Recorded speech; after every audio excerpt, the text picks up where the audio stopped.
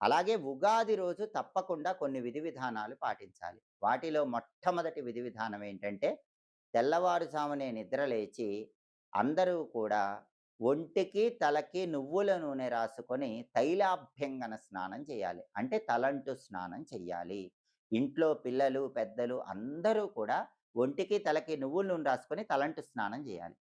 అదే విధంగా ఉగాది రోజు బ్రహ్మదేవుణ్ణి పూజించాలి అని హేమాద్రి సంహిత, స్మృతి కౌస్తుభం, చతుర్వర్గ చింతామణి అనే ప్రామాణిక గ్రంథాలన్నీ తెలియజేస్తున్నాయి. ఎందుకంటే ఉగాది రోజు శ్రీ మహావిష్ణువు ఆజ్ఞ ప్రకారం బ్రహ్మదేవుడు సృష్టి చేయటం ప్రారంభించాడు. అందుకే ఉగాది రోజు అందరూ తప్పకుండా బ్రహ్మదేవుడిని పూజించాలి. బ్రహ్మకి విగ్రహం ఉండదు, ఫోటో ఉండదు, దేవాలయం ఉండదు. మరి బ్రహ్మదేవుడిని ఎలా పూజించాలంటే ఇంటి ముందు భాగంలో అందరూ ఉగాది రోజు ఒక చిన్న కర్ర పాతి పెట్టాలి. ఆ కర్రకు పసుపు రాసి కుంకుమ బొట్లు పెట్టాలి.